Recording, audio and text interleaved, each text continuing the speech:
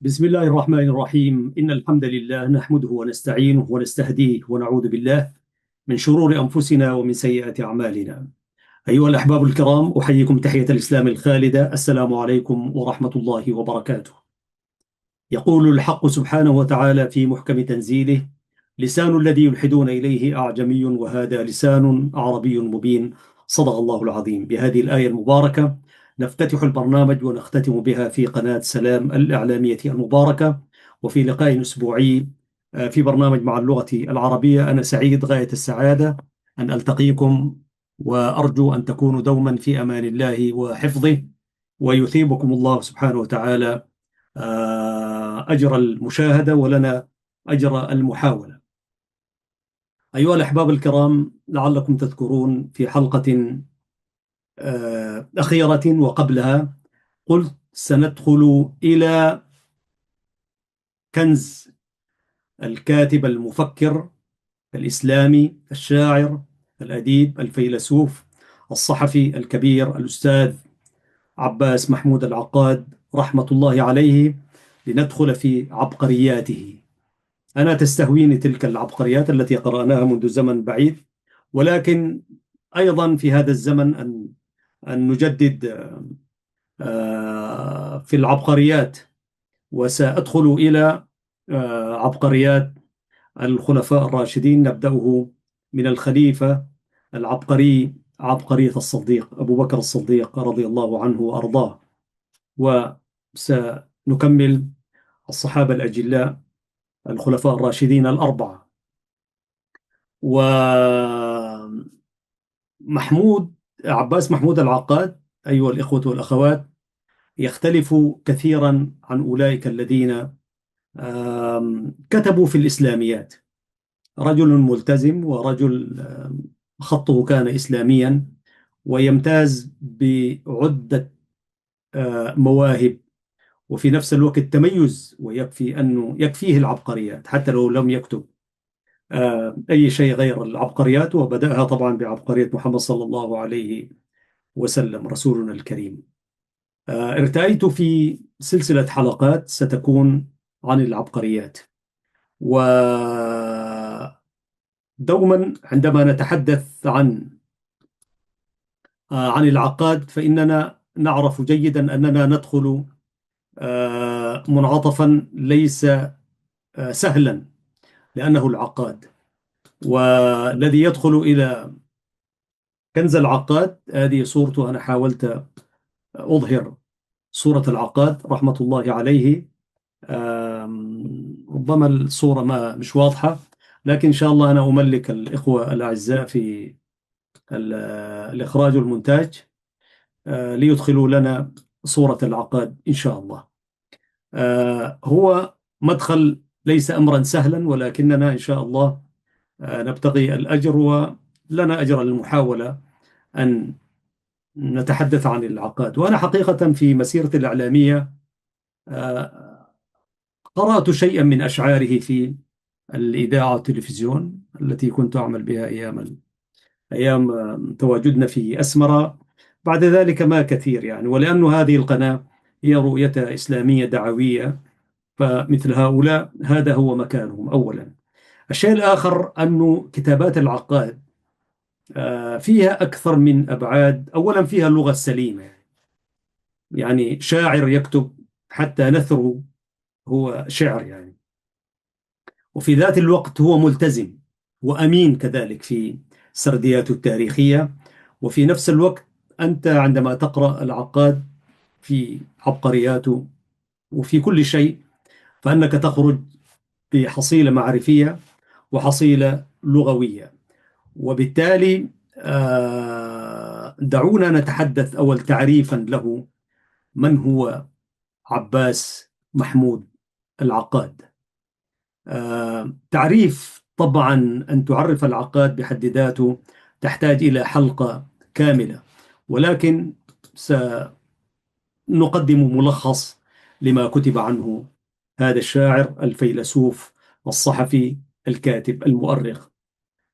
عزيزي المشاهد، عباس محمود العقاد ولد في أسوان وفي أسوان عام 1889، وكان عضوا سابقا في مجلس النواب المصري، وعضو في مجمع اللغة العربية بالقاهرة.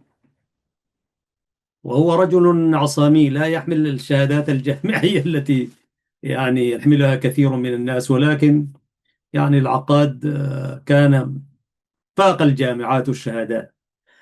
لم يتوقف إنتاجه الأدبي بالرغم من الظروف القاسية التي مر بها، حيث كان يكتب المقالات ويرسلها إلى مجلة فصول، كما كان يترجم لها بعض الموضوعات. ويعد العقاد أحد أهم كتاب القرن العشرين في المنطقة العربية بشكل عام، وليس في مصر على نطاق محدود.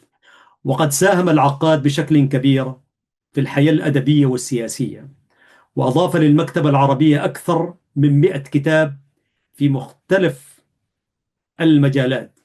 نجح العقاد في الصحافة، ويرجع ذلك إلى ثقافته الموسوعية، فقد كان يكتب شعرا ونثرا على السواء، وظل معروفا عنه أنه موسوعي المعرفة، يقرأ في التاريخ الإنساني والفلسفة والأدب وعلم الاجتماع. اشتهر العقاد بمعاركه الأدبية والفكرية مع الشاعر أمير الشعراء أحمد شوقي، والدكتور عميد الأدب العربي طه حسين، والدكتور زكي مبارك، والأديب مصطفى صادق الرفاعي أو صادق الرافعي، والدكتور العراقي مصطفى جواد، والدكتورة عائشة عبد الرحمن المعروفة ببنت الشاطئ. كما اختلف مع زميل مدرسته الشعرية الشاعر عبد الرحمن شكري، وأصدر كتابا من تأليفه مع المازني بعنوان الديوان، هاجم فيه أمير الشعراء أحمد شوقي، وأرسى فيه قواعد مدرسته الخاصة بالشعر. توفي العقاد في القاهرة عام 1964. أنا كلما أطل مناسبة ذكرى مناسبة تقرب 64 على طول يجيني العقاد في مخيلتي يعني. أتذكر العقاد لأنه برضه 64 في التاريخ الإريتري، معركة تقرب، المعركة الأولى عند بعض الناس بين جيش التحرير الإريتري والجيش الإثيوبي، أول معركة رسمية. لكن هناك من يقول برضو معركة هيكوتا أسبق بهذه المعركة. لكن كانت تلك معركة مجموعة، يعني جيش، جنود مقاتلين مسلحين، وامتدت المعركة فترة طويلة أطول من معركة هيكوتا. هذا على هامش الحديث. ما يميز العقاد أنه كان رجلا إسلاميا يعتز بعروبته وإسلامه، ولم يكن متفرنجا كما دكتور طه حسين ومجموعة من الكتاب والشعراء في ذلك الوقت يعني. وحتى برضو أحمد شوقي يعني. فالرجل كان متميزا بعروبته وإسلامه، وفي نفس الوقت رجل صريح يعني. عمل طبعا يعني هل تعلم عزيزي المشاهد إنه العقاد اقتصرت دراسته على المرحلة الابتدائية فقط؟ الإعدادي والثاني والجامعة ده ما يعرفه يعني. وهو الذي أجريت عن معرفته وموسوعيته وكتاباته ورؤاه وفلسفته وفكره عدة دراسات علمية، سواء كان في مرحلة الماجستير أو الدكتوراه، وهو لم يتخطى المرحلة الابتدائية. وذلك يقال لعدم توافر المدارس الحديثة في محافظة أسوان حيث ولد ونشأ، ولكن كان يمكن أن يذهب إلى القاهرة وما إلى ذلك، ولكنه اكتفى وانطلق إلى المعرفة و... والدراسة وما إلى ذلك. والغريبة برضو زي ما قلت لكم يعني إنه العقاد توفي 64 في شهر مارس برضو، وبرضو معركة تقربة كانت في شهر مارس. هنا توفي هو شهر يوم 12 مارس 64، لكن تقربة بالتحديد كانت يوم كم ما أتذكر، لكن كانت في شهر مارس. طبعا العقاد شغل وظائف عدة في الحكومة. اشتغل بوظائف حكومية عدة، منها مصلحة التلغراف ومصلحة السكة الحديد وديوان الأوقاف، لكنه استقال منها واحدة بعد الأخرى. و- ولما كتب العقاد مقاله الشهير الاستخدام رق القرن العشرين، أو الاستخدام رق القرن العشرين، يعني الوظيفة هي هي عبودية جديدة. يعني كان على هبة الاستعفاء من وظائف الحكومة والاشتغال بالصحافة. وبرضو العقيد كان عنده هذه الرؤية، يعني كونك أنت تعصر نفسك وتخلي رزق الله الواسع ده وتحصر نفسك فقط على تنتظر 30 يوم لراتب محدد، هذا استسلام يعني. ومثل هؤلاء العباقرة طبعا لا يعملون، لا ينتظرون يعني. وكذلك عمل بالسياسة، ورجل مفكر كما قلنا، وكانت له معارك أدبية، وله شعر. يعني شعر العقاد شعر جميل وشعر قوي، وتم تكريم العقاد. وهنالك دراسات عن شعره، نقدا وغير ذلك. وله عدد هائل من المؤلفات. ربما نأتي بعد يعني في سلسلة حلقاتنا ونتحدث عن آه، كتبه. ومن أشهر كتبه أنا لا أنساه، عنده كتاب اسمه أنا العقاد. أنا عنوانه أنا، لعباس محمود العقاد، يتحدث فيه في قضايا فلسفية وقضايا يعني في علم النباتات وعلم الكواكب، ويربط علاقته بهذه. كان رجلا موسوعيا يعني. فنأتي الآن عزيزي المشاهد وعزيزتي المشاهدة إلى لماذا اعتنى العقاد بالعبقرية كما يقول هو في إحدى كتاباته؟ ولماذا اهتم بعبقرية الصديق أولا؟ يقول العقاد: اعتنى الكثير من المؤرخين بترجمة سيرة الصحابي الجليل أبو بكر الصديق، فلم يعد هناك الكثير مما يقال عنها. وقد أدرك العقاد هذا الأمر، فجاء كتابه عن الصديق مختلفا، أو الذين عملوا له القراءة، فقدم دراسة نفسية تحليلية لشخصية الصديق ليتعرف على صفاته وسماته الشخصية، ويستنبط بواعث سلوكه. فيسوق العقاد الأخبار والحوادث التاريخية لا ليعرضها هي نفسها، بل ليضع يده على مفاتيح شخصية الخليفة الأول من خلال تعاطيه مع الأحداث وتعامله مع الناس، كما يقترب من بيئته وحياته قبل الإسلام وبعده وظروف إسلامه، ثم يعقد المقارنة بينه وبين الفاروق عمر بن الخطاب ليظهر الفروقات بين شخصيتيهما وطباعهما، كما يقدم جوانب من إدارته لشؤون الخلافة في الدولة الإسلامية الوليدة، وكيف تصرف تجاه الأزمات التي كادت أن تعصف عفوا بالدولة الإسلامية. الدولة الإسلامية حينها يمكن السنة الثانية للهجرة. هذه آه، كانت هذا موجز لمن عمل قراءة أو تقدم له آه، كتابة العقاد بعبقرية الصديق رضي الله عنه وأرضاه.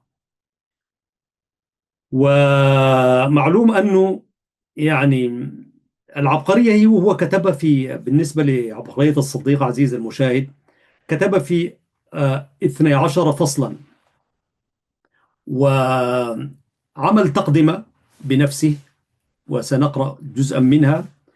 ثم دخل في الفصل الأول وخصصه لاسمه وصفته. الفصل الثاني أبو بكر الصديق الأول والخليفة الأول. وفي الفصل الثالث تحدث عن صفاته، ثم مفتاح شخصيته، ونموذجان. يعني أنا كنت أميل إلى عبارة أنموذجان، ولكن طالما كتب العقاد نموذجان فأعتقد فيه جانب من الصحة كذلك. وبعد ذلك إسلامه. وفي الفصل السابع الصديق والدولة الإسلامية. طبعا الخليفة أبو بكر الصديق رضي الله عنه وأرضاه، يعني فترة حكمه التي كانت قصيرة جدا. طبعا أطول فترة للخلفاء الراشدين كانت فترة الخليفة عمر الفاروق 10 سنوات. فترة الصديق كانت قصيرة جدا، فما سنتين، ولكنها كانت يعني مرحلة فاصلة في عهد الدولة الإسلامية، حيث ارتدت الجزيرة العربية كلها والعياذ بالله. ولم يبق في الجزيرة العربية إلا 3 مناطق فقط حافظت على إسلامها: مكة والمدينة والطائف. كل الجزيرة العربية تنكبت الطريق. فكانت وقفة الصديق رضي الله عنه وأرضاه تلك الهبة الإيمانية الكبرى. ولولا أنه يعني أعلن حرب المرتدين وحرابهم حتى يشهدوا أن لا إله إلا الله، ربما كانت الدولة الإسلامية كانت في خطر حقيقة يعني. والحديث المعروف الذي دار بينه وبين الخليفة عمر رضي الله عنه وأرضاه. فكان أبو بكر الصديق أخذ القرار، ثم رجع عمر عن رأيه الذي كان يتمحور حول فمن شاء فليؤمن ومن شاء فليكفر، ما لنا وما لأولئك. فوقف الخليفة أبو بكر الصديق رضي الله عنه وأرضاه، فتحدث مع عمر الفاروق حديثا قويا يعني. فتراجع عمر عن رأيه، فأعلن سمعه وطاعته، ودخل في المجموعة الخيرة التي نصرت الإسلام في وضع كان يعني كاد أن يؤدي برسالة الإسلام يعني. والحمد لله انتصر المسلمون، فعادت الجزيرة العربية، ثم بدأت الفتوحات في عهد الخليفة عمر رضي الله عنه كما سنرى. بدءا من الشام، ثم العراق، ثم مصر، ثم إلى في الدنيا، والحمد لله يعني. فالصديق والدولة الإسلامية الفصل السابع. الفصل الثامن الصديق والحكومة العصرية. شوف الصديق كانت رؤيته بعيدة المدى كيف أسس للحكومة العصرية. والفصل التاسع الصديق والنبي وصحبه. وفي العاشر ثقافته والصديق في بيته في الفصل 11. وفي الفصل 12 صورة مجملة. العبقرية في 138 صفحة. هل تعلم عزيزي المشاهد، نحن سنقلب صفحات هذا التاريخ الذي كتبه العقاد عام 1951. صدرت العبقرية للصديق 1951، ولا يزال حتى اليوم كتاب العبقرية هو الكتاب الموسوعة في العبقريات كلها. الآن نأتي إلى ذلك الكتاب. آه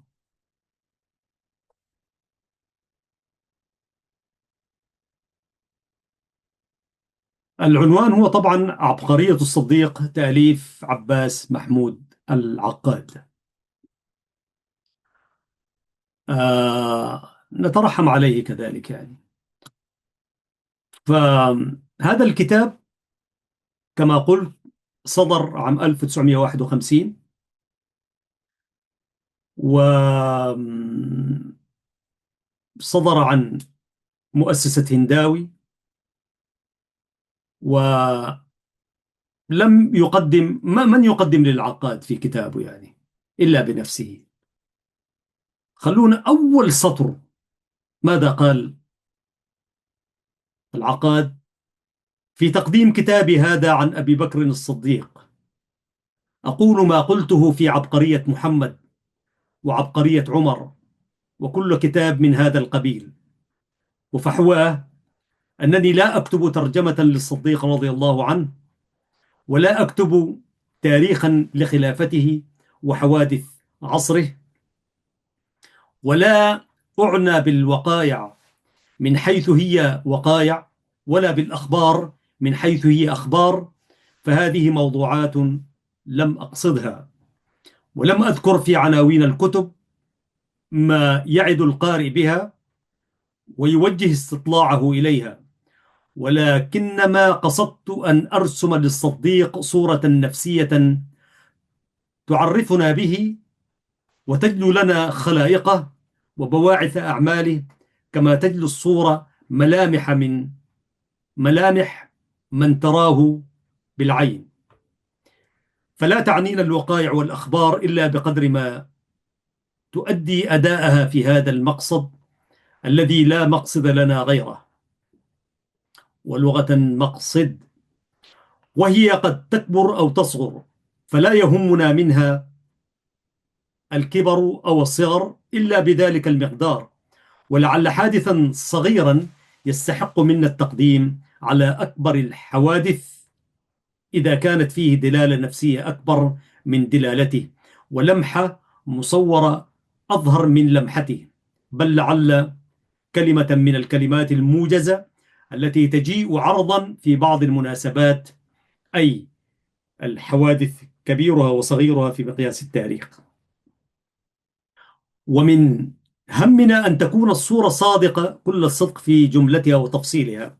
من هنا نعلم أنه لا يؤرخ التاريخ التقليدي، ولكنه يغوص في أعماق الذاكرة وأعماق الشخصية التي يدرسها، لا سيما أنه يدرس خليفة من خلفاء المسلمين، الرجل الثاني في الإسلام، عبقرية أبو بكر الصديق.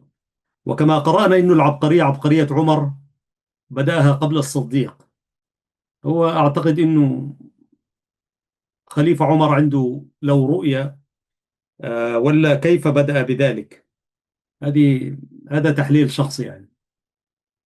فيقول العقاد في التقدمة: ومذهبنا الذي نتوخاه في الكتابة عن العظماء الذين حسنت نياتهم في خدمة الإنسان أن نوفيهم حقهم من التوقير، وأن نرفع صورهم إلى مكان التجلة، وإن لم يمنعنا هذا أن نصدقهم الوصف والتصوير. عبرت عن هذا المذهب شعرا قبل 30 سنة، فقلت من أبيات. هذا كلام العقاد، يقول: لا تلح ذا بأس وذا همة على ذنوب العصبة الغلب، فليس مقياسك مقياسهم ولا هم مثلك في المأرب.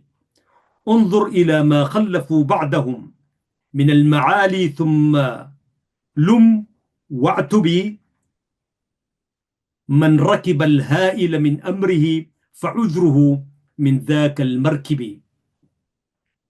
ونحسب هذا المذهب في زماننا هذا أوجب مما كان في الأزمنة الغابرة، والحقيقة هو قال في الأزمان الغابرة، لأن الأسباب التي تغص من وقار العظمة لم تزل تتكاثر منذ القرن ال18 إلى الآن، أي 1951، وهي مما يحدث عفوا في بعض الأحيان، ومما يأتي قصدا في أحايين أخرى، وقد تفيد الإشارة إليها في اتقائها إذا كان إلى اتقائها سبيلا. رجل يكتب بفصاحة بالغة ويقول في آخر فقرة من فقرات التقدمة: والواقع أننا إلى الرأي الثاني أميل كما قال زميلنا الأستاذ، ولكنه الميل الذي نجده بما قدمناه من حدود ونحتج له بما بيناه من أسباب، في مسألة بينه وبين الأستاذ أحمد أمين يعني. ويخيل إلينا أن الأستاذ نفسه أحمد أمين يستطيب هذا الميل حين قال في صدر مقاله عن الكتابين، ذكر جملة المهم نختم بكلام العقاد. فهذه السدود كثيرة في الشرق، كثيرة في العصر الحاضر حيث كان، وهي التي تجيز لنا بل تفرض علينا أن نوفي العظماء حقهم من التوقير، وأن نصورهم كما خلقهم الله، ثم علينا أن نرفع الصورة حيث شئنا بعد الصدق في التصوير. عباس محمود العقاد. في الفصل الأول اسم وصفة. عرف الخليفة الأول في التاريخ بأسماء كثيرة، أشهرها أبو بكر والصديق، ويليهما في الشهرة عتيق وعبد الله. وقيل إنه عرف بهذه الأسماء أو الألقاب في الإسلام والجاهلية على السواء. وعرف في الجاهلية بلقب الصديق لأنه كان يتولى أمر الديات وينوب فيها عن قريش، فما تولاه من هذه الديات صدقته قريش فيه وقبلته، وما تولاه غيره خذلته وترددت في قبوله وإمضائه أي تنفيذه.